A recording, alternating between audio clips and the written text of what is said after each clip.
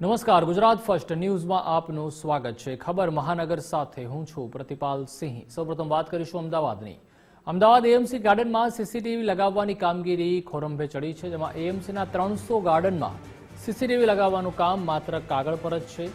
Garden વિભાગે e governance વિભાગને અનેક વખત રજૂઆત કરી, 6 વખત પત્ર વ્યવહાર કરાયો, છતાં હજુ સુધી સીસીટીવી લગાવવામાં નથી આવ્યા। જે ગાર્ડનમાં સીસીટીવી લાગ્યા છે તે પણ ચાલુ હાલતમાં નથી।